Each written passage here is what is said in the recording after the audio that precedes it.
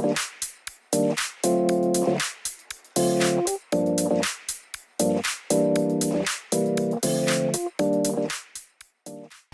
guys, welcome to another episode of Melvin on the Mic, and today I have Shawn Shirley and Brian Loveless. I know Shawn probably close to like 20 years, I think. We met at EFAS Funding back in the day. That was the first mortgage company I ever worked for. I'm still in the mortgage industry. And then Brian also worked at a mortgage company, but I don't think we were there at the same time. You worked at iWay, right? Yes, sir. That's correct. Yeah. So these guys aren't in mortgage any longer. They've changed careers and in the solar industry. So yeah, let's talk a little bit about that, right? So what's hotter than solar right now? Nothing, right? So mortgage industry was my bread and butter for a long time. Obviously, I started out at EFAS as an assistant, actually. Wow. Tammy LaCoe was my loan officer who basically mentored me and taught me the business at the time. I learned a lot from Carrie, and I had the job because of Mark Hammond. You know, it's kind of a funny thing. If I hadn't had a meeting with him one night, he had a friend that worked with me in the bar business, Ricky Roth. Remember Rick? Yeah. I still keep in touch with Rick on Facebook. Yeah, he's up in Washington, Oregon now, I believe. Yep. Got his growing business. Yes, he does. It's an interesting business. And he and I bartended downtown, just down the street from your awesome studio, as a matter of fact, at Live Sports Cafe. Yep. And we did, I was just still trying to figure out what I was going to do with my life. I just finished school, bartending and hanging out and flipping bottles. And Rick said, man, I just got in the mortgage business. There's something called a refinance boom going on. Do you know what that is? And I was like, not really. He's like, come on, you got to come talk to these guys. So I went up there, and it was an interesting place, man, to say the least. EFAS.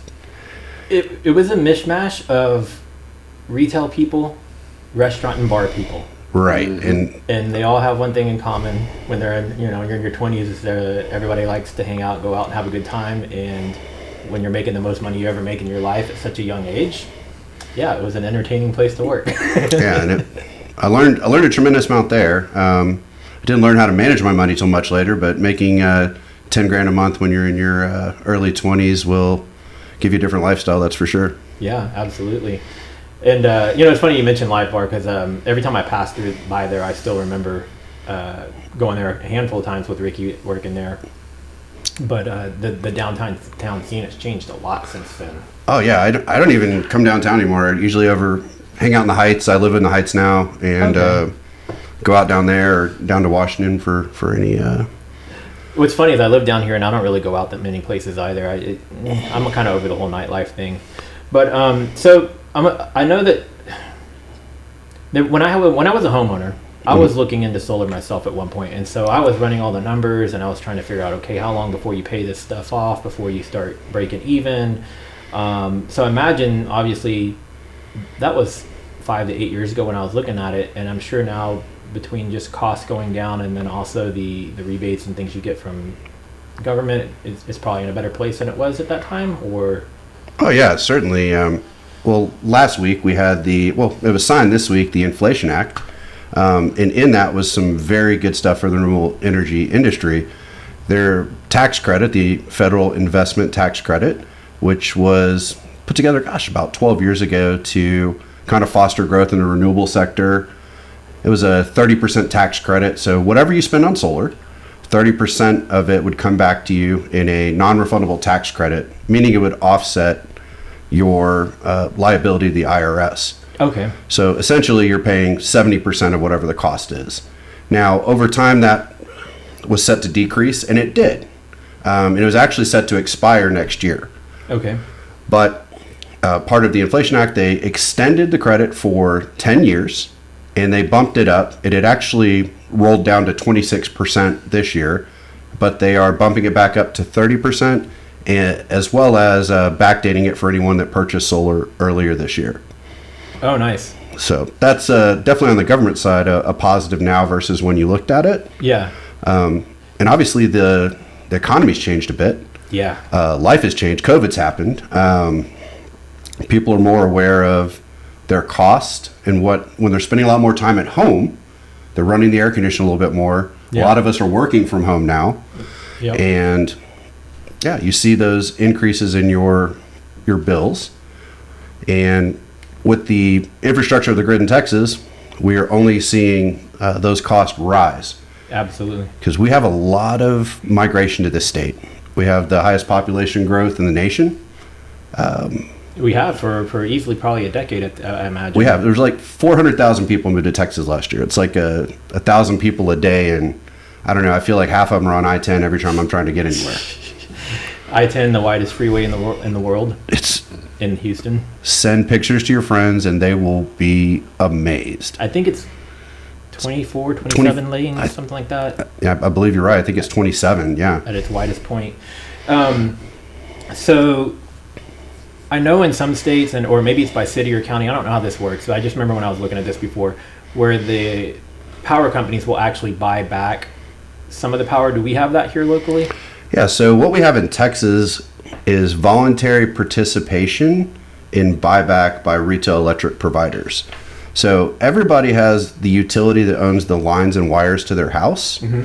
And essentially in a deregulated market like Houston, we can pick who our billing service or retail electric provider is. Yeah. So there's probably, I don't know, going power to choose, there's probably 250 choices in Houston. I don't think everyone realizes it's all the same electricity. It's just a different way, whose pricing scheme did we fall for, right? Yeah, that's what's funny about it, because I remember when it got deregulated, it was probably about 15 years ago, give or take, mm-hmm. maybe 18 years ago.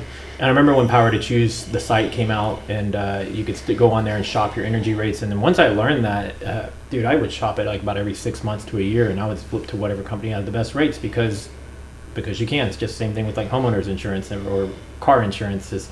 Those discounts fall off. Boom, you got to shop again. Flip to someone else. But if I had the incentive of selling my electricity back, then it might, I guess, maybe give you a little bit more loyalty to a specific energy provider than the cheaper rates. Maybe who's paying you the most. Kind of the way I would look at it, and tell me, I mean, you were in the mortgage industry for 2 decades, right? Yeah. It's kind of the same story when someone's renting an apartment versus renting a house. They have that monthly obligation every month. They pay it on time, and at the end of the year, they say, "Hey, guess what? Let's sign a new lease, and your rate's going up just a little bit." Yep. Right. Now, you were trying to mitigate that as much as possible by shopping rates every 6 months, and all the savvy homeowners do that. But the reality is, you're never going to be able to pay off that bill. Yeah, right? Exactly. Solar gives you that opportunity. Energy from the sun's free. What we do is, design and install equipment that's going to harness that energy and then produce everything you need during the daytime, mm-hmm. and send any excess back into the grid for credits. Or if you have a battery system, everybody's familiar with the Tesla batteries. The power cells, yeah. Yeah, Enphase has a great battery too. There's a lot of options out there, actually. Generac even makes a great battery. So you can have a battery bank at your house. The reason behind that is you need somewhere for your excess power to go. Mm-hmm. If you sell it back into the grid, I'm going to talk a little bit about how electric rates work here. So when you buy a kilowatt hour of electricity, and let's just say you're paying 11.5 cents, then there's a delivery charge that's typically 3.5 cents, somewhere around that. When you sell a kilowatt hour back, you're only credited the initial amount because they are not delivering that power to you. In fact, they're actually picking it up from you. Okay. And then selling it to another customer. So when you sell energy back into the grid, you get pretty close to a dollar for dollar buyback. Nice. So the goal is always, how much are you going to use in a year? Plan for any future growth, pools, children, mother-in-law moving in, and then design the system based on where you think your usage will be in the future. So there's a little bit of guesswork involved. Yeah. But I mean, if you kind of have an idea, you look at your electric bill for the last 12 months, you can kind of gauge, how many watts you're using on an annual basis. And, obviously during peak times where it's super hot, you're going to run the AC more. If it's super cold, you're going to run the heater more. But I'm sure you can kind of average it out to some level, right? There's got to be some sort of algorithm or scheme that you guys are using. Exactly. And we put that in. When it's probably the most difficult is when someone's moving to a different area and they're either a first-time home buyer or new construction home that they nor someone else has ever lived in before. Now you don't have that history. Right, because even with an existing home, even if it's their first time to live in a home, we can pull 2 years worth of history from the Texas Smart Meter program. Okay. And anyone that's a homeowner, I don't think a lot of people know this, you can go to texassmartmeter.com, and you can establish an account, and you can pull all your data 15-minute increments for the last 2 years. Wow. That's so you insane. can see what you're using versus cost and whatnot and time of day. I imagine too, another benefit, just because being in Houston and flooding and hurricanes and tropical storms and all of that, power outages, man. I mean, if you're on solar, correct me if I'm wrong, if you've got your battery storage in your residence, that should keep you powered for a while, right? I mean, yeah, absolutely. So, and there's a common misconception with solar too, and this is something I always educate people on, but when they first look into it, everyone thinks, well, hey, solar panels work when the sun's out. So if the grid goes down, my solar will keep my house going. And unfortunately, you're in a grid-tied solar system. And if you're backfeeding into the grid, when there's an outage, there are people working upstream from that location. So a solar system will actually detect if the grid is energized, and if the grid goes down, if you don't have a battery, your system will shut down. okay. If you do have a battery, we use the N-phase ensemble system. Okay. It's an exceptional battery, pairs well with their microinverters, and what will happen is it'll actually create a microgrid and island off your house, so you actually become grid agnostic in that case. Okay. So you will power your house by the sun during the day. At night, you will slowly drain down that charge on your batteries. And then the next day, you will power your house by the sun and recharge the batteries with any excess that you produce. Okay. Got it. So, When I was going to do the RV stuff, I was looking at solar for that as well. And that a completely different thing, but looking at the lithium batteries and everything, I remember I was thinking, man, that's a huge investment. But the what you would save in being able to go RVing off site without having to plug into an electrical grid is much cheaper than when you have to go places that do provide electric. So I was like weighing the pros and cons, and I know that's different from a residence, but I think in this day and age though, it's just like, if you can make the initial investment in solar, it's going to pay for itself by a long shot. yeah, over time. I mean, I read Rich Dad Poor Dad when I was 12 years old, right? Always have your money working for you. That money you pay every month to the electric company, it's not working for you. And you don't get any ownership interest in the utility at the end of the year. And gosh, they don't even send me a Christmas card. So, What but hey, man, actually, can we go back to the van stuff? Yeah. Because that is something that is fascinating to me. Like, how did you originally come across it? Like, the idea of it? yeah. So it's kind of funny. So the idea, I've always been into social media, right? A lot of what I do today, marketing and website and SEO, like everything a lot of what I do stems from, laughably enough, the days of MySpace. Actually, even before that, Friendster, right? So I started with Friendster, graduated onto MySpace. MySpace had the ability to, and I know this is a strange backstory on your question, but I'll get to it. No, bro, this is awesome. But MySpace is what got me to learn HTML, right? Because you could customize your MySpace page, right? And so through that, I could take a MySpace page and essentially make it look like a website, and that is also what partially landed me into the nightlife scene when I started doing club promotions, because I was starting to do these MySpace pages for all these bars and clubs. And then I would go visit these bars and clubs as a patron, just because I was like, hey, I worked on your thing, I'll come by and hang out. And then they would notice that I always had large crowds of friends that would come with me. So then a venue started offering me to do club promotions, and the one thing led to another. But when Foursquare came out, which is now Swarm, and it was the first app that was out there, I think it even predates Yelp if I'm not mistaken, and you could check in places, right? I started thinking back then, I was like, man, what if I got a SUV and a trailer, and I just started going on this worldwide tour and making content and then sharing it on social media and leveraging all these different companies to get them to pay me an advertising fee or something. And so the idea started way back then, like back when I was at EFAS. Like, so you basically invented being an influencer. I can't say all that because I didn't do it, and that was the problem, right? I had the ideas back then, but we didn't have the infrastructure for it back then that we have now. Like if we would have had what we had right now back then, I think I would have done it in a heartbeat. But I was always hesitant because it was a solo thing. It was like, I'm gonna go out here and do this on my own, right? Now fast forward all the way to now. What I do for a living is marketing. What I do for a living is YouTube, podcasting, digital, websites, SEO, anything that you can think of that has to do with, like you said, influencing, right?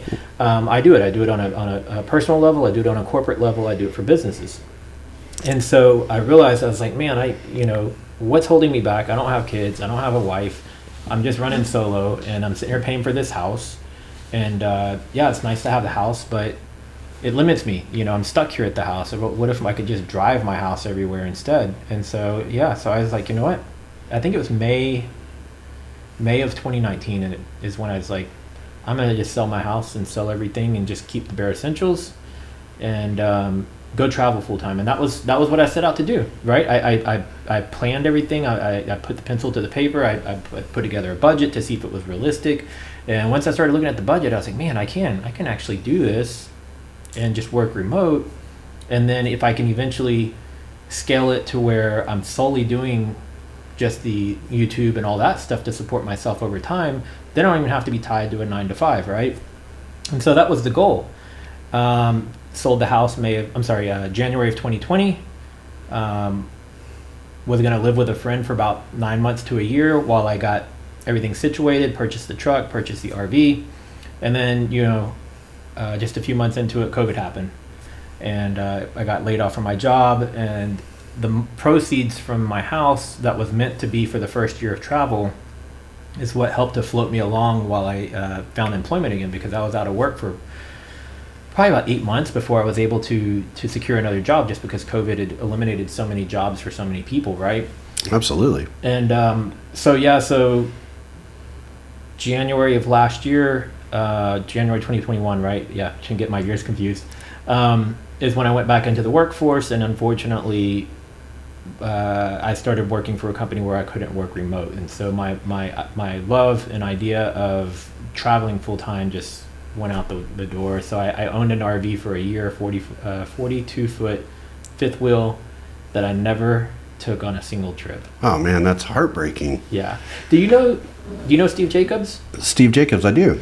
He bought my RV. Oh, there you go. Well, it's getting some use then. Steve's a fun guy. Yeah, so he when I mentioned that I was trying to sell it, he knew I had it and knew that I never used it a single day, and we came to an agreement, and at least I was able to pass it off to somebody I know that it's going to get good use, and maybe even one day I'll go out on a trip with him and get to spend time in my former RV that I never used. But yeah, that was the plan, man. I was going to wrap the RV at some point with sponsored logos. I had a lot of plans in place for like corporate structure sponsorship on top of just whatever money I could make from affiliate marketing and AdSense and YouTube money. And the thing for me when it comes to finances, I always will probably be stuck with having a 9-to-5, at least at this point, right? But you always have to have several sources of income, right? So I want to have as many channels of revenue as I can. So I do that through social media, and I do that through affiliate marketing and social media and consultation with other companies, and I build websites for companies. So I do a lot of digital marketing, digital stuff, photography, videography. Mm-hmm. You've got an amazing space here in studio. I mean, yeah, it blew me away. That's one thing that's kind of funny is the view that our my viewers see is so limited to what the actual space is. It's amazing, guys. My goal is to eventually add another camera like up in there to have like a side view of this spot. But as you can imagine, these are pricey cameras. Absolutely. Buying 4 of them was already hard enough. So buying a 5th one just for a side angle is just not justifiable right now. Understand. Yeah, you'll be there though. I know that was a long side tangent of how I decided that I wanted to do the traveling full time. And it really sucks because it's like it's something I still want to do. I had built up so much around it. I had I have a couple of websites. What was the number one place you wanted to go? Well, I have a bucket list Okay. of over 400 different places and things I want to do. And so my goal was to just start checking things off the bucket list. Like, where was I mostly wanting to go? I don't really know, honestly. Like, what my initial plan was to reach out to everybody that I know that lives in different areas of the country, and then start mapping out a route to where I could kind of start making the rounds where I could visit people, but then also see everything in between and where the state parks were, or wherever the nice RV parks were. But I've only been to 12 or 13 states in the U.S., and so that was another thing, was eventually, seeing all 50 states, and I wanted to make that part of the plan. So I didn't have like a number one destination per se, but it's something and I still want to do it. Maybe I'll get that opportunity, in a couple years, who knows. But I see so many people who work their whole life building up for retirement, and then they finally retire, and you're not as able-bodied as you used to be to go out and do something like this. So my thought was like, let me get out there and do it while I still can. Man, you hit that on the head too. I mean, they say if like life is a book, those who don't travel never leave the first page. Yeah. It's kind of funny. I also have the same interest in travel like that, but for me, like, COVID made it a possibility. So Yes. Working in the solar space, I would say 95% of my meetings pre-COVID were face-to-face. Sitting at the kitchen table after taking a look at the house, answering questions, explaining how it works, and going from there. But obviously, COVID changed some things. Yeah. At the time, I worked for SunPro, which was they're still one of the largest solar companies in the nation. They were recently purchased by ADT for almost $1 billion. Oh, wow. It's like home security system, right? Yeah. It's like $892 million in November. It's an amazing thing. Wow. And I mean, I've shook hands and had a drink with the owner many a time. It's kind of crazy. I know a guy that's basically a billionaire now from helping people go green. So working there, I was out in the field. I was actually promoted to an inside sales position at one point, and then COVID hit. So we have 10 of the 900 people trained to sell remotely.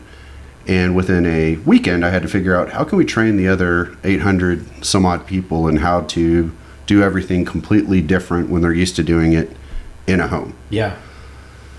So I helped them figure that out, and eventually moved on. Yeah, I did. I moved on, and now I'm in business for myself. Congrats, man. Yeah, it's being it's the things you said. I didn't want to work for someone else my whole life and save for retirement and then get hit by a bus the day after I turned in my paperwork. Yep.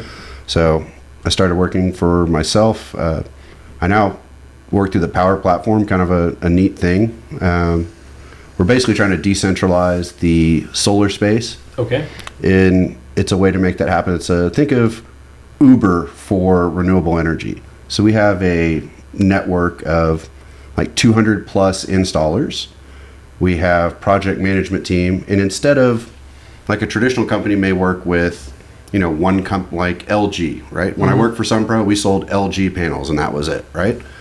At Power, because their platform has relationships with all of the manufacturers, I have every type of panel, inverter, battery, customization that someone could want, and it works out to be a much better price for the customer, much quicker and faster, and it's easier. It's limitless. Yeah, I mean, it's like sometimes these exclusive deals, I see this happen with companies a lot. They'll try to remain exclusive to a particular brand, but then they're kind of getting themselves stuck in a where they don't have some of the capabilities that they might have if they would entertain other brands, because some things just work better together than. I'm trying to think of a good example. Or what if that brand pivots? Yeah. Completely different thing, but I think it's comical, and it's how much iPhone was at war with Samsung for so long about the smartphone, and not many people know this, but Samsung puts all the glass on every iPhone these days.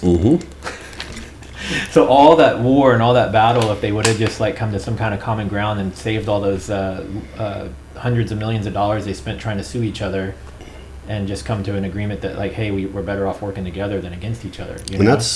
That's what our space is about. So like, I don't have competitors, right? I have other people that are helping, build that space and really do a good thing for our planet and save people money at the same time. Yeah. So Brian, you're working with Shawn, correct? That's correct, yes, sir. But you have a background in mortgage as well? I guess I did some mortgage. I worked for Highway Loan. Actually met Shawn way back then as well. He's always kind of been a mentor to me. He taught me mortgages.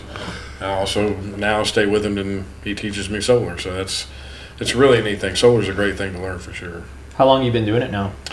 For just about 4 months, 4 or 5 months. Oh, so you're just getting started, huh? Just getting started. Now, are you on the installation side or are you on the sales side? On the sales side under Shawn. He is my mentor, yeah. Awesome.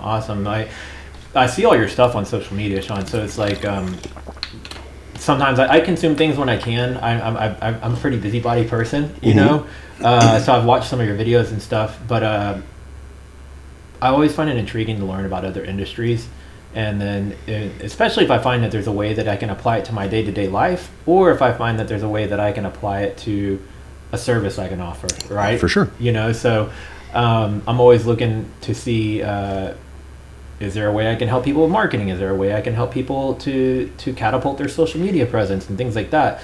I don't really know where I was going with this, but I know when we had talked about doing the podcast originally, before you even told me that you wanted to kind of talk a little bit about solar, I was like, I bet you don't want to talk about solar because I had already been seeing your content, Man, I got passion for it. Yeah, which is awesome. When you find something that you really, really enjoy, I always tell people, if you can find something you enjoy and earn money from it and still have that joy of doing it, then it's a win-win. Because there's been times where I've found things that I love doing, and then when it became a business, it kind of took the fun out of it. Like I used to DJ back in the day, and weddings ruined that for me.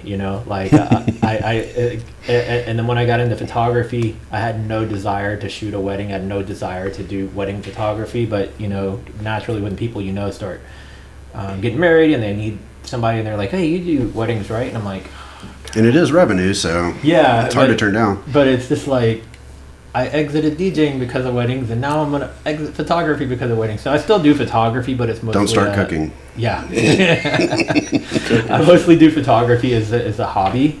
But I still love it. Like I think if I would have allowed myself to get too consumed with these wedding gigs, then it would have taken the fun out of it. But if you... Like, where I'm going with this is that if you've been doing solar for a few years now, and you truly enjoy it, and you can make your business out of it, then that's like a win-win. And so every other business I've ever worked in, from the mortgage industry to the travel industry, when a customer would call on a weekend, I would never want to answer that phone call. Yeah. Because did rates go down? Do we need to extend their lock? What happened? And you can't do anything on the weekend right, anyway. Yeah. And then the, in the travel industry, I know it was a flight canceled. Do I need to help someone select airline seats? What's going on? But in the solar industry, it's someone thanking me because they had a low bill, or they're referring one of their friends or neighbors to me because they want to see how it could impact their life as well. That's a cool feeling, man. I mean, that's a different take on that, because I'm with you. Like, I'm dedicated to my job. I enjoy what I do, but unless there is like a fire of some sort, don't call me on the weekend. Like, my weekend is for me to do the things I enjoy, right? Or my side projects, right? Right. But if I guess when you're working for yourself and you're passionate about what you're doing, and I'm passionate, I'm like, is my coworker's gonna watch this and think I don't like my job? No, that's not the case. It's just that I want my weekends for me. No, I totally get it.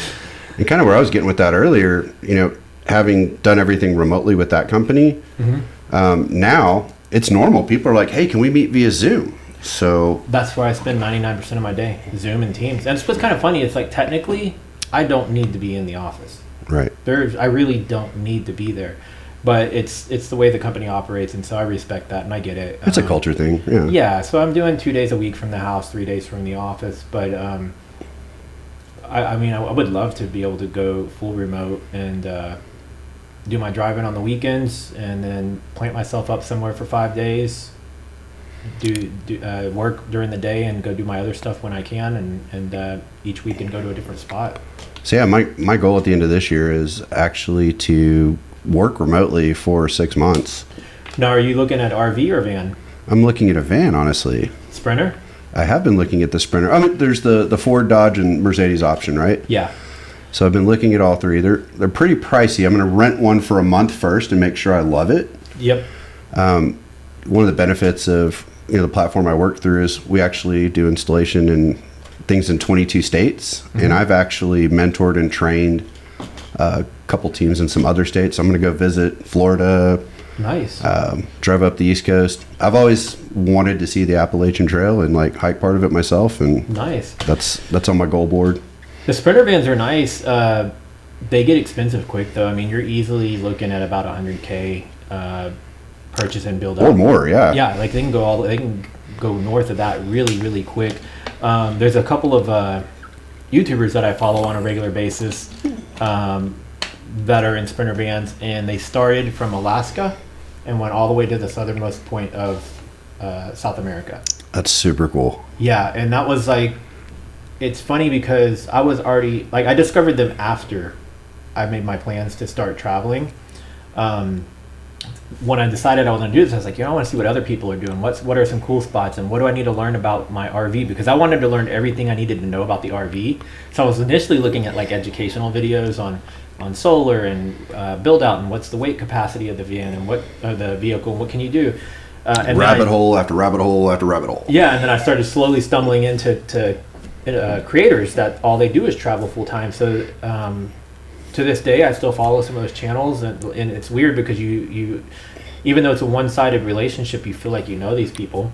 Oh my gosh, my kids in YouTube, I swear my daughter thinks she's in the LeBrant fam, so I get it. Yeah. Who was the YouTuber that did that trip from North America to South America? Do you remember? It was two different ones. Oh, okay. And I actually still watch both of their channels. One of them is Trenton Alley. Oh, yeah. No, my kids watched that one. Oh, yeah? If I'm not mistaken. They're in Utah now, so they settled in Utah because when COVID hit, they were forced to basically quit being mobile, right? Mm-hmm. And the other couple, it's an Italian couple. Their channel is called Leaw, Leaw, and it's Leave Everything and Wander. Cool. And they're super cool. Their whole backstory is really cool because, like, initially I just knew them as traveling. Right. And then same thing when COVID hit, they had to store their van. They had an Overlander truck, and I think they stored it in Argentina, if I'm not mistaken. And they eventually got back to Italy. And so when they went back to Italy and they started working on their house, actually they just added solar. They just did a full green build on their house. They completely did whatever the Italy standards are. Okay. Full build on their house with new roofs, and then the last finishing touch was solar, and then they put the backup power. It was actually really interesting to watch that too, because here in the States we have shingle roofs. Mm-hmm. Their entire roof is like a concrete foundation with concrete piers and all this stuff, and then wood facade, and then the way they constructed I can't remember, did they do tile or did they do an upgraded shingle? I don't remember what it was. But just seeing the way that their construction, how much it differs from what we do in the U.S., I was like, damn, no wonder those houses never fall apart. They're almost solid concrete. I've been to Europe a few times, and you see the thatched roof homes that are still in existence in southern Germany, different places, yeah. I'll send you both of those YouTube channels, but where I was going with the backstory is once they got back to Italy and you start finding out how the couple met, and it's like, he used to be like a fashion model, and you would never guess it because he looks like the guy looked like his hair was down to here, and he has like full beard, and he looked kind of like caveman Jesus or something, right? But then when you start seeing all this fashion stuff, and then like fast forward a little bit further down, and he's like going to visit his dad, and they're at his grandfather's former house, and it turns out that his grandfather ran Ferrari for like 20 years. Like, he ran the company. Oh, wow. Yeah, and I'm like, but you would never guess because they're just like so humble and just chill. But their adventures of going from Alaska to South America, man, like they hit so many amazing places. It really sounds like a nice trip. Yeah. I don't know how I'd feel about some of the Brazil-Argentina piece at the tail end of the trip. I think you would need to have somebody bilingual with you because that was one of the biggest obstacles is if you don't know some Spanish. I mean, you're going to be super limited on a lot of the things. They amazed me because they were Italian and they were speaking Italian, Spanish, and English, right? So, and then the other couple are from the U.S. and they knew basic Spanish. Allie, she knew it more. But I was like, damn, now I need to find me a chick that speaks Spanish and invite her to come along on the world tour with me. But I was planning to start U.S. mostly, though, for myself. Sweet. Yeah, definitely. Me too. Part of me is it sucks that I never got to take it. Just say yet. Yeah. But the other part of it is I was really nervous about pulling a 40-foot RV. I'd never towed anything of that size ever in my life. I mean, towing it's one thing. Making turns or backing it in is a whole nother thing. Or going to see Pikes Peak, perhaps, and it's windy roads. I remember doing that when I was 12 years old, before they did the nice new road, and I cried like a little baby the whole time in the floorboard. Where's Pikes Peak? In Colorado. Okay, I've actually never been to Colorado. Oh. I've gone east to west. I've been every on all the southern states. I've flown to New York once. But I've done a road trip twice to California and back, and I basically did the I-40 route across, went up to San Francisco, spent a few days there, did all the Muir Woods and all that stuff, and then came back down south and took the I-10 route back to Houston. Yeah, definitely some better scenery on the 40 versus the 10. Yeah, and yeah, 40 is much nicer, old school Route 66, a lot more destination places to stop off at. Went through Arizona, New Mexico. Did you go to Four Corners? Did not go to Four Corners. I went to Sandia Peak, New Mexico, and then Grand Canyon, Vegas, and then up to San Fran. San Fran, we went. I did the whole Golden Gate and Fisherman's Wharf, Pier 39, Muir Woods. Muir Woods is amazing. Have you ever seen Muir Woods or done Muir Woods? I have. It was pretty interesting. Yeah, I was young when I went there on a vacation. Then, of course, Planet of the Apes is the backdrop, right? That's what's funny about it is I went there after that movie came out, and so I was like, this is crazy. This is like you're looking up at the trees and you're like, this was this scene filmed like right here potentially? But it's just amazing that those trees are so massive, man. It's cool. I miss traveling. COVID.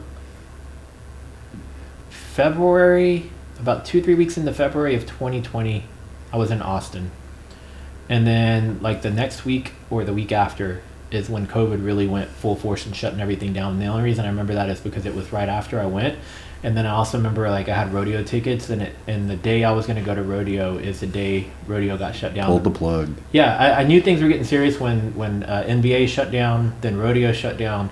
And I was like, holy shit, this is like pretty serious, like I wasn't necessarily blowing it off in the beginning, but I don't think anybody was quite prepared to realize how serious of a matter it was and what it would lead to and how much of a culture change it would make for us. The funniest thing, I heard about COVID from this guy sitting right next to me, Brian. We went to lunch one day. I was with him and his girlfriend, and he was telling us about COVID. I think he read about it on Reddit or something, and I was like, I was kind of curious. He was like, yeah, there's no way I'm going to China anytime soon, blah, blah, blah. So when he went to the restroom, I bribed the waiter $5 to work it in the conversation that he just got back from China. Oh my God, that's you should have seen it. Funny. Were you freaking out? Oh, absolutely. I mean, it was something that was on TV just nonstop, but wow. Yeah, I actually had COVID twice myself. The first time I got it was January of last year, or no, wait, April of last year. Shots or no shots? I have them now. Okay. Because I wanted to go on a cruise. Oh, gotcha. It's not for me. It wasn't a battle of like, oh, I'm an anti-vaxxer. It was, I've never had a flu shot in my life, and I've never had the flu. I never have either. I don't want to jinx myself. Right. From age 14 to age 26, I only went to age 36. I only went to the doctor, and it was because I got pancreatitis, and so I went to the ER. The whole gap in between there, I've never had illnesses. I've never needed medication. I just don't get sick. Like I'm fortunate, right? That's good. So I didn't.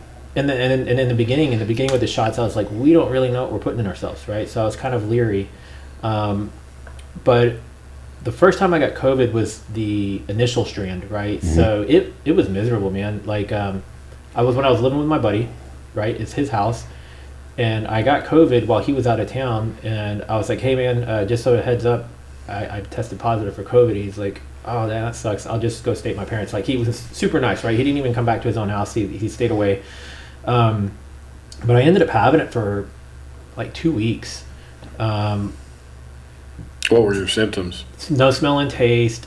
I didn't have the sweats. Well, I did like once or twice. The body aches like once or twice. But my biggest thing for me, it didn't matter if I slept all day or if I didn't sleep at all. I had no energy. Yeah. I had no freaking energy. And the job I was at, so I worked at a place from January till April last year. And it's because I took this job. I got COVID from a coworker. I was still working from home while I had COVID. And then of all days on my birthday, he sends me a text and it's like, I'm putting you on an unpaid leave of absence until you can return to the office. I was like, bro, I caught COVID in your office. You know, like... That's ludicrous. And then it was just the way he handled it. It just like really... It just really pissed me off, right? Obviously, I don't think anybody with no notice can just go unpaid. And it wasn't a matter of me doing my job. I was still doing my job just the same. It's just that I was doing it from home so that I didn't infect other people. Sounds pretty responsible to me. Yeah, so... I don't think anybody knew what to do when COVID was first starting. Yeah, so fast forward though, like the moment he sent me that, I was irate. And for whatever reason, sometimes like I check my voicemails. I never listen to voicemails ever, right? I don't know why, but I was like, I'm gonna check my voicemails. And I started going through my voicemails. And the company I'm working for right now, I worked there in 2016, 2017, or 2015, 2016. Like 2 years, right? Hancock Mortgage. And I wanted to go back. And so I had reached out to them at the same time as I was trying to go when I went to the other job. And for whatever reason, there was a voicemail on there and it's like, hey, we know that you were trying to come back. Give me a call. So I call and talk to this guy. And he's like, yeah, we can schedule an interview for you tomorrow. I was like, perfect. So we do an interview over Zoom. It was like a Tuesday was when I got put on leave of notice. Wednesday I had the interview. Thursday they said, yeah, we'll hire you back. We agree to the terms of the salary and all that.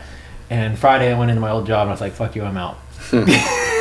Except for it wasn't as gratifying because he wasn't there. I just left a little letter on the desk, cleared my desk, and went out.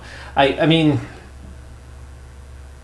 I didn't hate the guy, but I just thought it was handled very poorly, you know. And everybody was in panic. They didn't know what to do. They didn't know how to act or how to treat people, and it was chaos. I mean, I got divorced on Zoom, y'all. I mean, that's funny to say.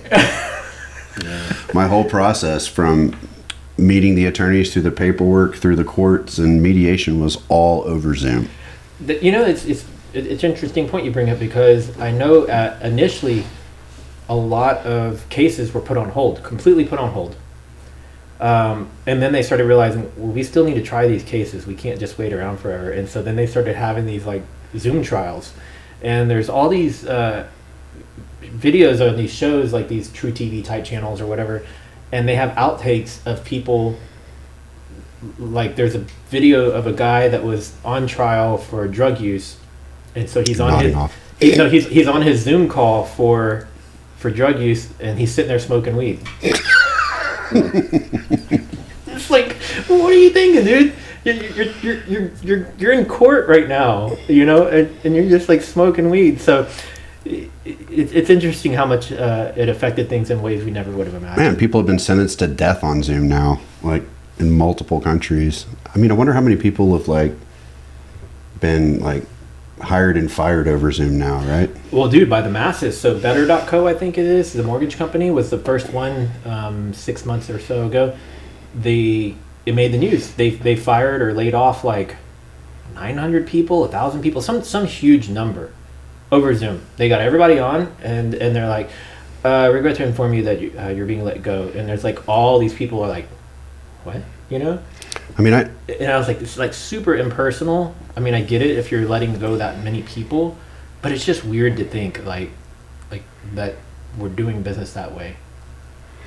I mean, I've been let go in some funny ways before, twice in my life. One was at eFast Funding when they let us all go en masse. Yeah, I'm trying to think.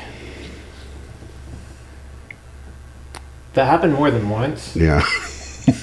And I remember one of the times it happened, it's like they let all these people go, and then they took the rest of us. They're like, we're taking off for the day, and we went to, it's now like it's off of the Beltway, and now I think it's like a place that sells like outdoor play sets for kids. Oh yeah, I remember. It was a nice house. It was It was a nice house, yeah, right there. On the, Yeah. They had a South African bartender named Mark Eric that made like great drinks. So we went to that place, and it was open bar for us. And I'm like, wait, you just let a bunch of people go because we didn't have money, and now we're gonna rack up like a $10,000 bill at the bar? I was like, what is going on here? I will say that was best than. So I lost a job one time. I worked for a company. I don't know if I can say the name of the company, but they did data integration. I did B2B sales, flew all over the nation, landed some big accounts. All of the sales reps, we had all started at the same time. There were 5 of us here in Houston. Mm-hmm. And then we had a little tradition. So our ops office was in Oklahoma City. Our sales office was here with the president and HR director. So they were here. And so on birthdays, they would typically like get cupcakes, and everybody would go in and to the conference room and have like a cupcake at lunchtime. So it was my birthday, July 1st. This is 2009. And they said, hey, everybody come into the conference room. So we all sat around the table, and they came in and said, we need to get your Amex and your keys from everybody here. And we were like, I was like, well, do I still at least get my cupcake? And the answer was no. Wow. Yeah. So you got laid off on your birthday. I did. And I got put on an unpaid leave of absence on my birthday. It's crazy. The funny thing was that night, it was, it's funny how life takes these weird turns, right? So I had a birthday planned. My ex-wife had planned it with some of my friends. We had dinner at a Mexican restaurant. One buddy brought a friend from the travel industry, worked at a company called Vacations to Go over on San Felipe. I know Vacations to Go. I've known a handful of people that work there. Yeah, no, well, I ended up working there for a decade. So, I was about to start putting my resume out. I was like, I'm going to take through July 4th and kind of enjoy my time a little bit. I'm going to start fresh. Do you know Lori Ortiz? There's a funny thing there. No one went by their own name at that place. Yep, and they worked the 24 hours too. Yeah, we have the nom de guerre. So this guy comes, he's like, hey man, you got fired today, huh? He was like a friend of a friend. And I was like, yeah man, I did. He's like, you need to come work with me. He's like, I worked at this company for 3 months. I see all these people making great money in travel. I was like, bro, I need to make 6 figures. Like, I've got bills, mortgage, like, I got to make money. And he was like, dude, come in, trust me. I went in, had a great interview, and I leveled with them. I was like, can I really make money? And they're like, if you hustle, you certainly can. And I worked in the European River Cruise department, and I sold trips all over the world to high net worth individuals. Mm-hmm. We're talking trips like $15,000 to $200,000 for 2 people. Wow.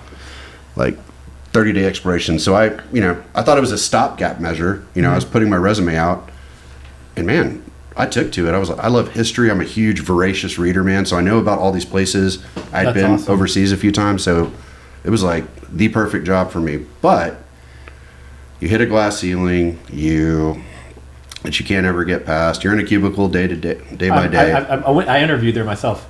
And I know usually about 10 different people that worked there. But I remember seeing the cubicles. I was like, dude, this is like it was weird because it was kind of like when EFAS first started expanding. Mm-hmm. I remember they were like, oh, we're going to double the size of the office. And a guy comes in with a circular saw and cuts a hole in the wall to the suite next to us. It was like a rat's warren at EFAS. And pushed the wall over, right? That's kind of like how I envisioned, like with Vacations to Go. It just kind of kept growing. So they're like, oh, let's get the suite next to us and the suite next to that, there was no aesthetic. It wasn't like, oh, we want our office to look nice. It's like, how many desks can we cram in this space? Basically, and then I ended up being part of their pilot program to let people work from home. So I did that. This was pre-COVID? Yeah, pre-COVID for a couple of years. I actually got in the solar industry like 2 years before COVID. Okay. I left Vacations to Go. I had a colleague. He used to produce about 3/4 of the business I did, and he was crushing it in solar. He's like, man, you got to come check it out. We had daughters the same age. They came over for a birthday party. He's looking at my roof, and he goes, man, you have the perfect roof for solar. And so I said, hey man, I'm not going to buy anything right now. Good try though. Yeah. But come back and talk to me when it's not a birthday. And he did. We had a conversation about the cost and everything. I was like, so you're telling me I can just take the money I used to pay my light bill, pay for this equipment, and then I have power during outages, and I'm not going to have electric bill anymore. I was like, what's the downside? That's Right? pretty much when I was looking at it back when I had a house, that's what I was doing. I was like, it's almost a wash. So I went solar, and then my neighbor, sweet lady, works in the medical examiner's office, and she was coming in late one night. I was walking out, and she said, hey, I noticed the guy's putting up solar on your house. And I had a couple on the, like the south side of my house faced her house. Mm-hmm. So she saw, the majority of my panels. It wasn't real visible from the street, but from her driveway, she could see them. So I kind of explained how it all worked, and then I had to call my buddy. I was like, hey, I've got a client for you. Next week was National Night Out in our neighborhood. In the burbs, we do a lot of fun stuff like that. It was kids, movies, games, whatever. Which section in our neighborhood had the best, decorations and stuff. And two people were like, hey, aren't you the guy on the front street that got solar? They started talking to me about it. Yeah. So I worked in sales my whole life, and I explained it, and I showed him a bill on my phone, and then I called my buddy the next day. I was like, hey man, I got 2 more deals for you. And he said, hey, my boss really wants to meet you. He's like, you've had solar installed for 2 weeks now, and you've sent 3 people over here. And I was like, okay. So I went in, interviewed, and it was a leap of faith, right? I had a job where I was set vacations ago. I worked from home. I worked 4 days a week, Monday through Thursday. It was a great situation, great money, free travel. I couldn't even tell you how many times I've been to Europe for free. That's amazing, man. Yeah, but I took a leap of faith and got into the renewable industry, and that's kind of how I got in solar. My buddy talking about it at a kid's birthday party. You fell into it. I fell into it. That's how I got in mortgage. I fell into it through James Spice. Yeah, I remember Spice. Yeah. He, him and I mean, we knew each other mostly since high school. But funny story, James is my older sister. I used to babysit him when he was Did you go to Eisenhower? I'm trying to remember. Yeah, see, I have a pretty good memory. Yep. Mark Hammond grew up not far from me, but he went to Pius, I think, or whatever. Okay. Or he didn't go to Eisenhower. Him and Melissa didn't go to Eisenhower. I ran into Mark at a... Huh? How old are you? 44. I'm 52. I went to Eisenhower for a year as well. What year were you there? Would have been 89. Or excuse me, 85. Sorry, 85. What grade would you have been in 85? 10th. Do you ever know Melissa Maya or Michelle Maya? Name sounds familiar. Probably have to see face, yeah. Yeah, because they were 87 and 89s, my sisters. So they would have I been live there. right across the street. From Mike? The golf course, yeah. Okay. Your sister was married to Kevin Reed, right? Yep. Or still or not? No. They've been divorced for probably at least 10 years. Yeah, okay. Yeah. I actually brought Kevin into the business.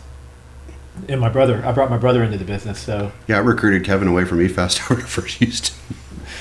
Yeah, I mean, he's I think he's at Supreme now. Sweet, man. I need to look him up, man. It's been a long time since I talked to him. Yeah. He was always I brought him over as a manager. I was just a sales rep, but he knew me from EFAST, and after he interviewed, they were like, talk to Shawn a little bit, see what he thinks. And I was like, man, this is a great place to work. And he came over and was my boss, and I learned a lot from Kevin. Do you still keep in touch with many people from the mortgage world? A few. Yeah. I talk to Mark Hammond every once in a while. I have a buddy, David Carrier, who I actually got into the business. He was our bartender at Vic and Anthony's all the time, and I said, hey, man, I know, right? Hey, you could come to the mortgage with. I could teach you in like 2 weeks. That's how James got in, because James was working at Papado's, and Bob and Jeff used to go to that Papado's all the time, and James was their bartender. And they're like, hey, you should come work for us. And then he went over there, and then eventually I went over there. And that's where Mark worked with James, too. Yeah, those guys change a lot of people's lives, man. It's crazy, right? Like, I always tell people, like, even if you don't see it in the moment, everything happens, good or bad, for a reason. I completely agree with that. Remember Jason Patera? That was a great story. He came from that Papado's, too. Yes, yep. And he has such a successful branch now. Yep. And is he still down in Corpus? Or I talked to him fairly regularly. Yeah. Well, not regularly, but every once in a while. I mean, a lot of the people, it's not as much verbal communication. It's like I see him on Facebook and things like that. I keep in touch with Mark, Tammy, and Carrie mostly through Patrick, because Patrick works for them over there. And me and Patrick have been friends since we were like 14 years old, Mark will shoot me messages every now and then on social media. But Yeah, if you think back, when I went to work at EFAST, I was like the 16th, 17th employee. Mm-hmm. And there was a time when we had, like 100 loan officers there at some point? Easily, yeah. And everybody was just making crazy money. And many of those people, a lot of those people are still in that industry in some facet. Whether even if they're not in mortgage, they're still somewhere in a related part of the business. Mm-hmm. And yeah, like how much they change people's lives. Mm-hmm. You know, the last time I saw Bob in person was. Did you ever know Corey Fowler? Corey Fowler. That it sounds familiar, but that's he like when EFAST was at as Geneva. Mm-hmm. Corey became the manager, and then actually Corey went on to manage at Iway. But when Corey got remarried, I shot his wedding. It's funny talking about sweet doing photography for weddings. So I shot Corey's wedding, and Bob was there at that wedding. Oh, sweet. Bob was actually in my wedding. We became really close at First Houston Mortgage, and actually ran a couple 10Ks with him and stuff. We were Awesome. really tight for a long time. I talked to him 2 weeks ago. It trips me out too, man, is seeing people's kids grow up, you know, like... Oh my gosh, Trustle's in college, his son. Yeah. The funniest kid's name ever, by the way. Yeah, like, I always remember to this day too, when him and Veronica had gotten married back then. Mm-hmm. I went in the wedding registry, and I was like, man, a lot of stuff's bought up. What can I get, you know? And I just kind of randomly picked something, and it ended up being the fancy drinking glasses that you'd put like Crown and Coke in, right? Oh, okay. Yeah. And Nice rocks glass. yeah, and so I remember like after they went on their honeymoon or whatever it was, when they came back to work that week or whatever, Bob never really talked to me a whole lot. Like Bob did not want to hire me when I went to work at EFAST. He was against it. I don't know why. He just didn't think I was a salesperson. We never had like an issue of any kind. Right. But there was people he really hit it off with well, and some people he didn't, right? But he came over to my desk, and I was like, he kind of had this look on his face, and I was like, what the hell's going on? And he started laughing. He goes, hey, I just wanted to thank you for that wedding gift. It was actually the gift you chose was actually my favorite one. And I was like, oh, okay, yeah, I meant to buy those because I knew you would like that. But I still remember that. I still remember, and then over the months and years, he would always talk about, yeah, I'm still using my wedding gift. I'm still using that wedding gift you got me. So I always thought that was funny. For sure. I mean, how many weddings from EFAST were there back in the day, dude? Like, there were a lot. What was his name? Jody Wright. his wedding was right down the street from here at the Rice Hotel, wasn't it? Is that where they had it? Or maybe it was a reception, I don't know. I know we ended up downtown that night and had a lot to drink. He's one that I think is no longer in the industry. I could be wrong. And I haven't really managed to find or stay in touch with on social media. And when I was working there, Jody and I were pretty close. Mm-hmm. But he just kind of like disappeared. And I mean, I don't know. I don't know where he's at. It's seasons. Maybe he'll flow back into your life, right? Yeah. Hopefully he's doing well though, man. He's a super nice guy. He's very nice, and smart. Yeah, I learned a lot from him as well. I still remember. You remember Rick and Dan? Mm-hmm. And did you know Eric Hollingsworth? You remember him? Yeah, I do. Okay. And I remember, Rick and Dan and a handful of them always playing pranks on each other, right? Everybody was playing pranks on each other in the office. And I don't know if you remember this, but Jody would always sit back in his chair, and he had a pair of scissors, and he would sit there and cut his fingernails with like a pair of scissors, right? It was just like a Jody thing, right? And Eric Hollingsworth was in Jody's office for a meeting of some sort. And Rick Carrier took the wheels off of Jody's chair, but still left them under there. And so Jody is apparently, this is what Eric tells me, Jody was sitting there trimming his nails with his scissors, and he goes to lean back, and he just and boom. the whole chair just wobbles, and he's like, and I just hear this loud, right? And me and Dan were sitting right on the other side of the wall, and we just hear Jody say, Rick Carrier. So I like call Rick. I'm like, Rick, Jody just fell over. I don't know what's going on, dude, but you better hide. Rick got out of the office. He ran to that Chili's. And he went to the bar and was That's a having Los drinks. Cucos now. Yeah, and he was having drinks at that Chili's until Jody calmed down and eventually came back to the office. I was just like, That's someone that I keep up with on social media. I've chatted with them here and there, but I haven't seen Rick Carey in person in years. so me and Rick stayed in touch like really closely for a long time, and we worked together at Hancock when I was there previously, and we used to hang out a lot. Like when I worked in the nightlife, he would come out a lot, and then EFAS days we would travel together a lot. Like I went to his wedding in Vegas, and we would go to Austin all the time. And I was really close friends with him. Me, Dan, and Rick actually all three started at EFAS on the same day. Oh, okay. We went through training together. But I would say probably, I don't remember if he left EFAS. If he left Hancock first or if I left Hancock first. I don't remember. But we slowly fell out. Again, talking about shooting people stuff, I shot his daughter's Sweet 16, and now she's like graduated college. You know? You sure you don't want another wedding job? They may have one for you soon. I actually have somebody I refer him out to now. But Who might that be? No, I'm saying his daughter may be ready I was to... like, you're talking about you. oh, okay. Well, you know, my girl's good, but we'll see. I'm like 82% there. Well, congrats, man. No, I'm just kidding. My girlfriend's, like, one of her really good friends asked her significant other, like, well, what's going on here? How is there a future here? And he said, I think I'm about 41% there. So I just always say a number higher than 41 and I look like a good guy. So That's funny, man. Dude, I've been single for the better part of the last decade, man. Like, you know, date somebody here and there for like 6 months, but I don't know. I think I've gotten too comfortable with being single. I mean, it's Sure. something you can do. I got married later in life, was married for a decade, and I think that's true. I kind of was set in my ways in a lot of ways. I mean, I'm willing to compromise or whatever, but at the same time, I'm like, my bullshit meter is not as it's a little more sensitive than it used to be. Right. You know, it's like I'm not going to be fully invested in somebody, and they're half invested in me.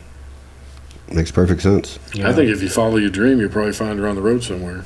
That's Right? You know, that was honestly like that was part of my thinking too. Was like Just walk up to you on a beach or a you meet mountainside. meet somebody while you're traveling.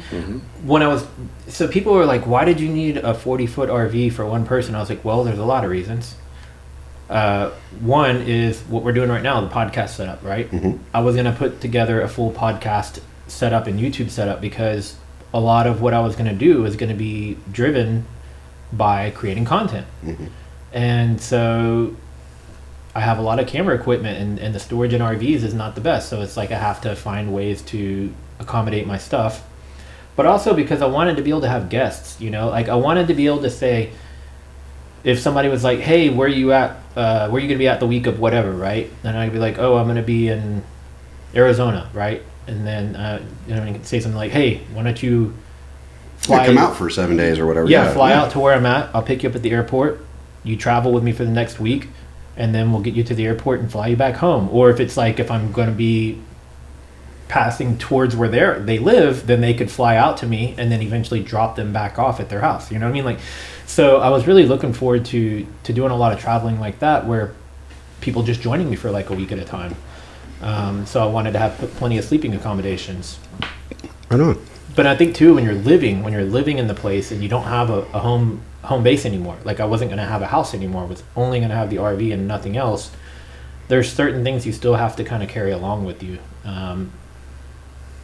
That, I mean, not like I was going to bring my whole house with me. Obviously, I sold almost everything I had. But if you're traveling full time, you got to have clothes for year round, winter, summer, whatever. Yeah, I think that was always my biggest fear, though. I was like, I think I'm going to surpass the weight limit just because my camera gear alone is heavy. I would be terrified to like even go into a gas station if I had that dollar amount of camera gear in a car. Well, or RV, yeah. That was the other paranoia too, right? So that was when I was talking about, you know, going and searching on YouTube for everything you need to know about an RV, is finding solutions to better lock the doors. Because the storage that's underneath RVs are on a universal key. I did not know that. So one of the first things you want to do is change your locks on the lower. Wow. And those keys will work on just about any RV out there, which is the stupidest thing in the world to me. Yeah, that doesn't make a whole lot of sense. And then even at that, a lot of them, you just put a crowbar and you probably pop them open, right? Mm-hmm. So that was an important thing too, is like, okay, well, if there's something stored underneath, you have to be willing to lose it. And, but yeah, so I had one that was, it could sleep 9 to 11 people, and it had a mid bunk. The mid bunk though was going to be like this, what we're sitting in right now. It was going to be a workspace. And then that would still leave me with some other sleeping options in the other areas. But I never even got that far. Never got to start building it out. Never got to do it. Maybe it'll happen in the future. But I think too, if I can have a home base, I'd rather go more of the van life than a 40-foot RV. That's cool. Have you ever read Seth Rogen's biography? I have not. Year One. He has a really funny story about Snoop Dogg's van life.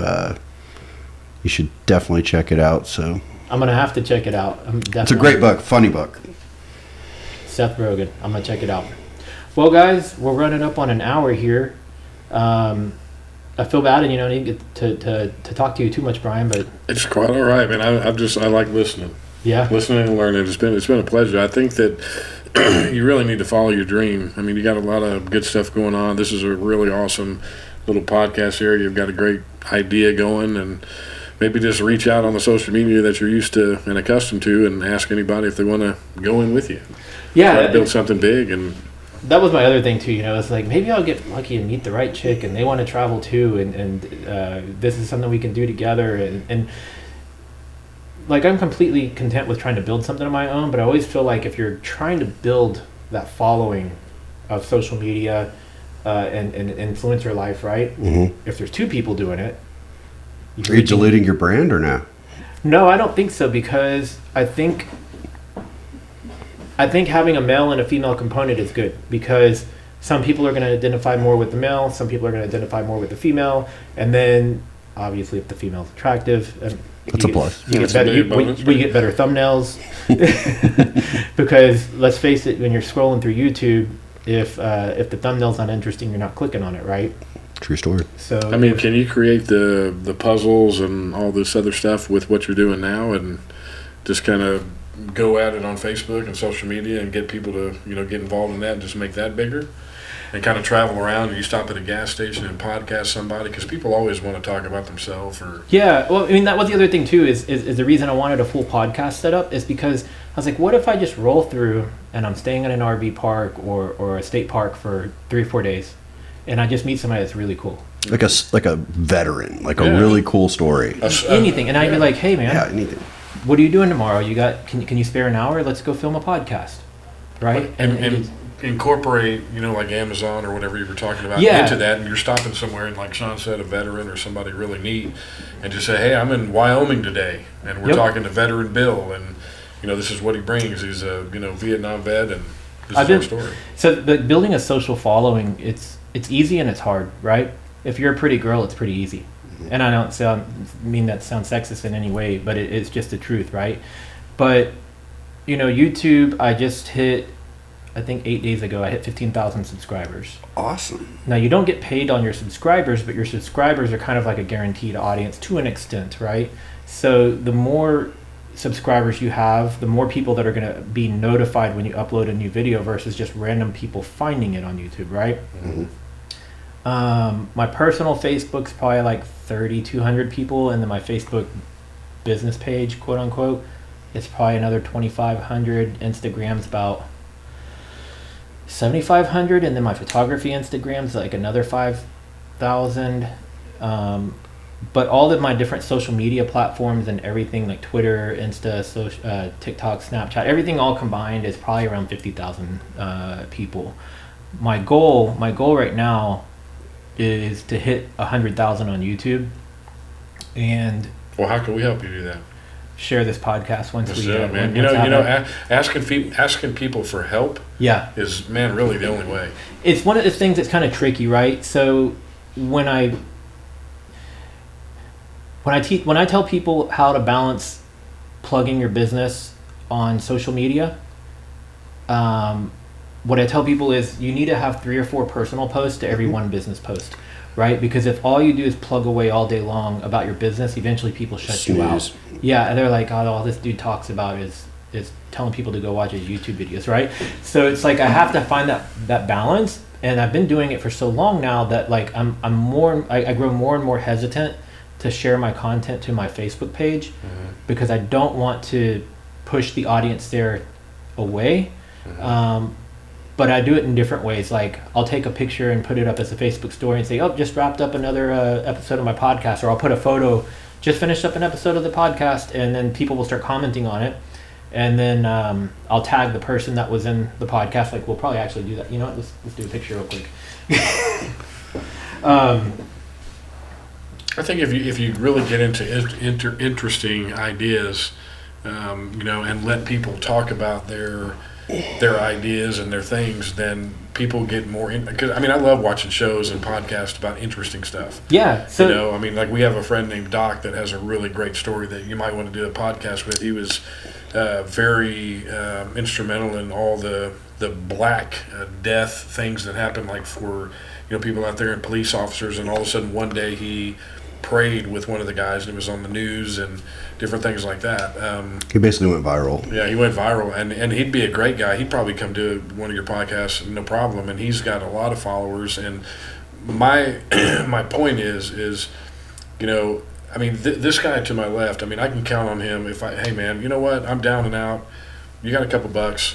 He always keeps me positive. That's why I follow what he does, because he's a smart guy. Yeah. The solar is a phenomenal thing, and I learned a long time ago, and just kind of off tangent, when I went through my divorce and stuff like that, I was handed like a Bible, and I'm just going way off tangent, right? No, dude, and they said, and they said, hey, take this and open it up to something and read it, right? Yeah.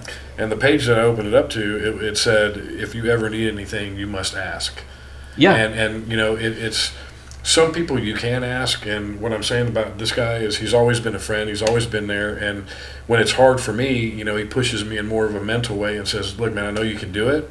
I'm not your dad, I'm not your bank, I'm not your this, I'm not your that, but I know that I can ask him in any way, shape, or form. And if you've got all those followers, hey, look, this is what I'm doing, man. I'm Maya, man. This is what I want to do. I want to grow everything. Is there anybody out there that wants to do it? Because when you find somebody in your little area that you're in, if you're out and about and you're driving in Wyoming, somebody might walk in and go, what are you doing? Yep. And that might be the love of your life. But what I learned a long time ago is when you need something, you got to ask for it, man. That's how Shawn ended up here today. Yeah, exactly. It's but again, it's crazy because I have friends that are in solar, right? And they don't get phone calls. We go to one guy's house yesterday, and he's like, man, I've got 15 referrals for you. I've got this, that, and the other. And he just creates the honesty in the business. And that's what I want to learn. And I've been negative about it for so long, and he's been positive about it for so long that I decided to jump in. It's the only thing to do. You brought up a very good point. It was something I was going to say a minute ago, too. With the point of my podcast is to just be fun, relaxed, entertaining, but also positive. Yeah, I don't want to talk about politics. I don't want to talk about bad things. I want people, if they're going to spend an hour with me, I want them to enjoy it or uplift them, Yeah. But people always have stories, man. There's endless. We could sit here. I could tell you about a metal dart that I had thrown in my eye when I was 7 years old. Everybody has these funny stories and things like that. I'm just telling you that you've got a lot of good stuff going on. This is an incredible place. Thank you. So thank you. I would just dive in and follow your dream, man. That's the only way to be and what to do. My another part of the goal with my podcast is I started with people I know, right? Yeah. And just get used to the idea and the format of a podcast and what it takes to put it together on the back end, because once we're done, It's a lot of work. Yeah, the editing and then the exporting and rendering and all that stuff, easily 5 to 7 hours, and then taking it and putting it live on YouTube is another piece, and then taking the YouTube video and embedding it into my website. But right now, and I can't remember if I told you this or not, but right now this is starting on YouTube. the end goal is for it to be on all the podcast networks. So I already know what I need to do to get it there. But I wanted to make sure I have a handful of episodes lined up before, because you have to submit for approval to be on these podcast networks. And so I have a plan in place. There's a service called, I think it's called Buzzsprout. So I go work through Buzzsprout, put my podcast episodes there. Those will be audio only, not video. Right. And then through Buzzsprout, they feed into all the major podcast networks. So one by one, you get yourself approved through all the networks, and then they kind of take the work out of it. You go put all the stuff in for the podcast to Buzzsprout, and Buzzsprout pushes it out to all the networks. So I could be on like 100 podcast networks. Without having to re-upload and go through an approval process. That's neat. It's like a clearinghouse. Yeah, so that's going to be the next steps. But most of the stuff I do is self-taught, self-learned, you know. So I've never taken a class for filmography or videography or anything like that. I taught myself to edit. All this stuff you see in here, I taught myself. I'm not opposed to going to school for it, but sometimes my thought on that is like, it's a passion, man. well, I can appreciate, like, I meet a lot of people who come out of college and they're like, I got a degree in marketing. I'm like, awesome, you know? And so I'll start kind of talking to them. And they seem like a deer in headlights. Not always, but a lot of the time it's like a deer in headlights. And I'm like, you don't know about any of this kind of stuff, you know? And they're like, no. So I'm like, okay, well, tell me what you learned, you know? And then I'll often find out that, like, everything they're learning is so out of date, right? And you're better off just going to school of Google and school of YouTube and just TikTok. Yeah, and just teach yourself and absorb everything, and then immediately start applying it. You know, like, you're not going to win at everything. There's going to be a lot of trial and error. You're going to have you're going to fail 10 times and succeed once, right? But those 10 times you failed, now you know what not to do. And that one time you did it right, you're going to be like, okay, I did this right. Now what can I build onto that and learn from the 10 times I failed and apply those failures to this win and take it to the next level. Go back to what you said a few minutes ago, though. Those two people that you said that were traveling around the world, right? Yeah. Once you add the third one to it. Yeah. Right? And then people are going to start going, oh my gosh, there's the Maya man, there's the, you know, this, that, and the other, and whatever. And then you've created that, and people are going, hey, that's, you know, this guy that used to do a podcast about this, but now he's traveling around the world. People are going to. It can morph into something very different. Oh, I want to leverage this in a million ways. So, like, House of Blues is 3 blocks from here. Right. And I know one of the people who helps to book a lot of the talent there, right? So my goal is I need to build up a little bit, right?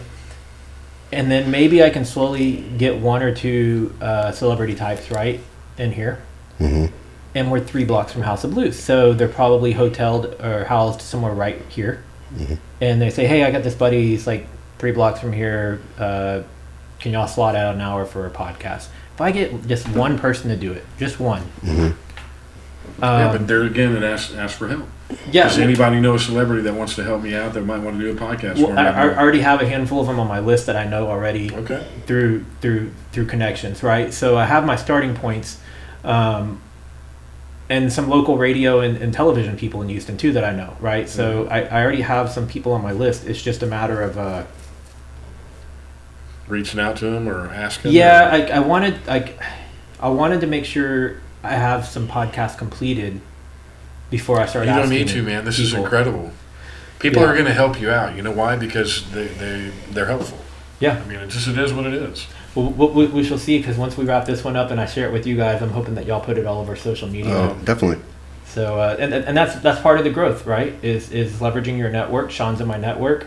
I put out a post on Facebook and it's like, hey, who's interested in coming on my podcast? And Shawn replied, and that's why he's here today, is because he responded to my request. He's been very good at a lot of social media. I just like to talk. No, my social media is kindergarten level. I need someone like this guy. I get a ton of referrals with kindergarten level social media. I can only imagine what I can do as I keep leveling up my game and scaling. Yeah, there's a lot of tricks to the trade. I'll close it with one tip. So a lot of people don't know this, but you can go to your Facebook settings and you can download a CSV format of every contact you have in Facebook, and the level of data that you can pull between you and that audience is endless, but you can narrow it down to just their names, and then if they have their phone number and email address set to public, it will also pull that information. Now, I'm not encouraging anybody to go and spam people. My point is this, right? So when you look at your Facebook feed, it's going to be about 75% ads and whatever Facebook's trying to get you to look at. Same thing with Instagram, right? You have to do is you'll start to see that your field of people that you see on Facebook is getting smaller and smaller and smaller. You're just like, why do I always see the same post from the same people? It's because you looked at that post. If you're scrolling and you stopped and you looked at that post, you don't have to do anything. Facebook knows you stopped on it for 3 seconds to look at it. Now they're going to say, oh, he likes this post and he likes this person. Algorithm, right? So if you engage with it, meaning you do a reaction like a heart, a thumbs up, a smiley face, and angry, that's another. If you comment on it or share it, that's another trigger, right? So they all these things have an algorithm, a grade, a scale, right? So that you'll start seeing is like if you interact with a lot of the same stuff, it's all you see, and you're like, damn, I'm tired of just seeing things from these 10 people, right? Take that list of your, I have like 3,200 or 3,100 people, right? Take that list, scramble it so it's not alphabetized, and each day, take number 1 through 10, go comment or leave them something to say. And I'm not talking about like the birthday comments. That doesn't get scaled very high, so you're not going to start to show up in people's feed. But just go leave them a positive comment or say something about a photo they posted or engage with something they posted. Whatever it is, go engage with them. Do that with 10 different people every single day till you work through your entire list. And if you've got a huge list, then do 20 a day, right? Mm-hmm. What you'll start to see is that feed of the same people is not going to exist anymore. You're going to start to see a lot of different people in your feed. You're going to start to see a lot of different interests showing up in your feed. And then if you engage with somebody and then they comment back, then there's a possibility that you're going to reach people who are not in your channel. Mm-hmm. And they're going to be like, oh, who is this Shawn guy? And why is he showing up in my feed talking about solar, right? Because somebody they know started to engage with you, right? So you keep doing this and doing this and doing this, and now you break Facebook's algorithm. Now Facebook doesn't know what you like. They don't know what they should be showing you, which is what you want, because your goal is to work your own algorithm and reach more people. Super interesting. So that's one tip. Good one. Thanks. But yeah, let's wrap it up, guys. I appreciate y'all's time. Thank you both so much for coming out. It's been nice catching up with you, Shawn. I don't think I've seen you in person in probably 10 years or more, man. So I appreciate you coming out. And Brian, although I don't think we ever officially crossed paths work-wise together, I know you worked with my brother at one point, and we worked at the same companies in the past. So yes, sir. It's nice getting to meet you as well. Absolutely. But we will end it here. If you are new to my channel, please subscribe. Don't forget to like, share, and comment on this video. And fast forward to the future when we're in podcast world, do all the podcast things. I don't know what they are yet, but do them. It means if you're supposed to follow me or subscribe or share it or download it, I don't know what they are, but just go ahead and do those. And if you know someone super interesting, put them in touch with your boy. He's going to change the world here too. And I will put all of the, whatever you want to share with me, social or website-wise, I'm going to put all that in the video description, Shawn. Cool. So if you guys are interested in solar and you want to learn more about solar, or perhaps you want to get a bid or a quote to put solar into your home, Shawn can help you with that. And Shawn, I didn't ask you this. Are you only doing business locally, or are you have the ability to do business nationwide, or what is your focus? 22 different states. So I'm happy to help anyone. If I can't personally put something together for them, I can refer them to someone that can in another state. And the first question with solar, all we're going to do is evaluate and see if it's a good fit. If a house is a good fit, the numbers will make sense for you. There's never an in-home salesperson with a lot of pressure like you see with traditional companies. Yeah. The numbers speak for themselves. We call solar an IQ test. There we go. So if you're interested in that, all his contact info will be in the video description below. And I will see you guys in the next episode. Take care.